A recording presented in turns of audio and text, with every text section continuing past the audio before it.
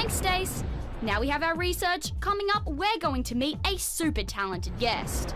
Hi there, my name's Scott Miller and I'm from Bop Industries. We love to show students, just like yourselves, how you can bring your ideas to life. He'll give us advice on putting together the best team for our project and talk us through a plan to target our audience.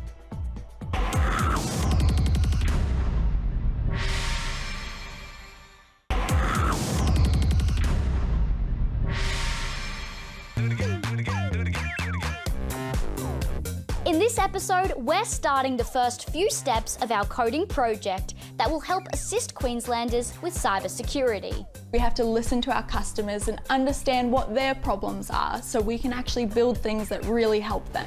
We've done our research on cybersecurity. Now we need to work out who our project is for. How do we come up with a plan to find a certain audience?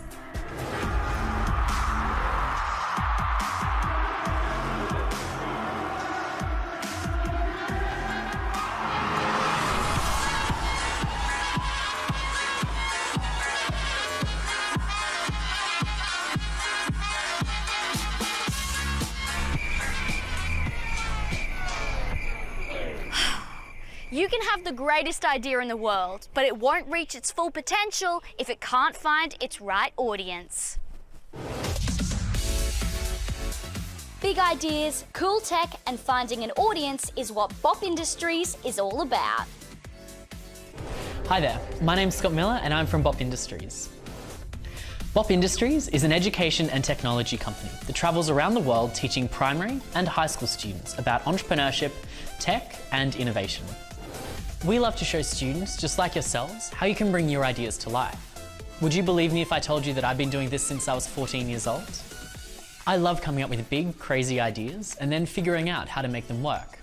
That's how I went from selling keyrings at local markets as a 14-year-old to running holographic events all around the world as a Year 12 student.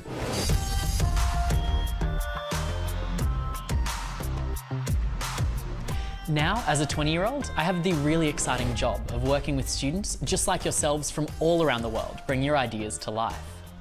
Now, before we get started, there are 3 key personas that I want to tell you about that'll help you with your project.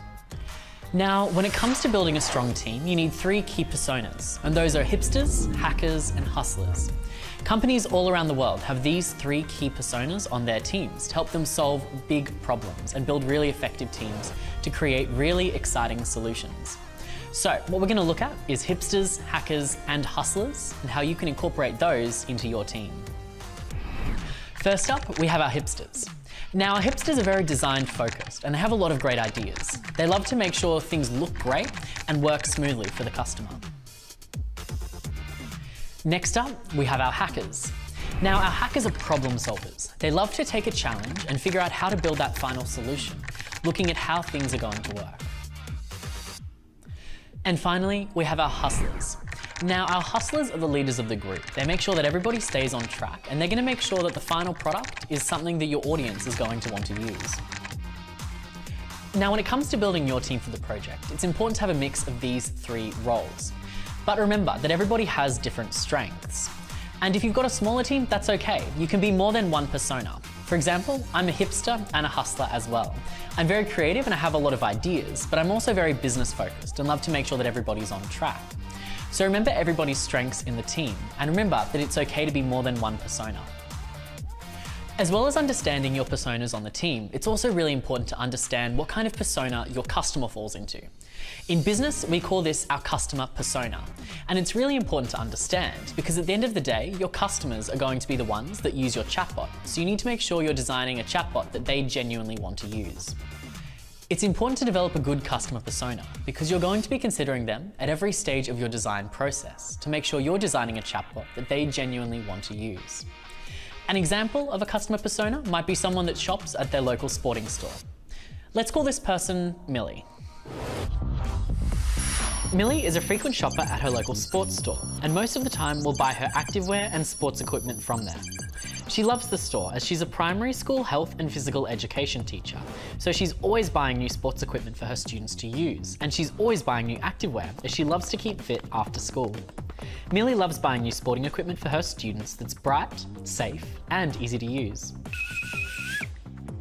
It's really important that sports stores have a really good understanding of this and a good understanding of customers like Millie, so they can make sure that they have the products that people like Millie genuinely want to use.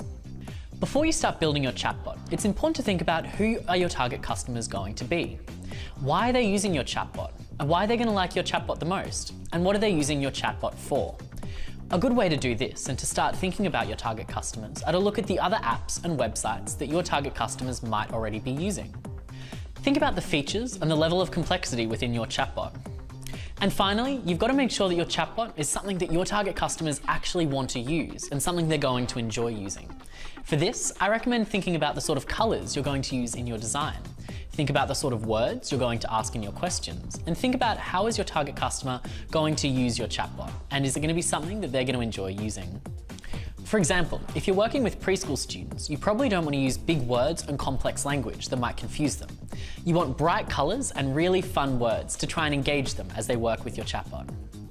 Now, on the other hand, if you're designing for an adult, the sort of information they're looking for is probably going to be very different to that of a student. Now, to recap, some of the top things to remember when designing your chatbot are: 1. Identify your team roles and responsibilities as hipsters, hackers, and hustlers. 2. Think about who's going to use your chatbot. 3. Identify what their technology knowledge is like and what sort of apps they use already. And 4. Plan some key ways to engage them with your chatbot. Once you've got these key points planned out, you should be ready to go. I can't wait to see the amazing chatbots that you create by the end of your project.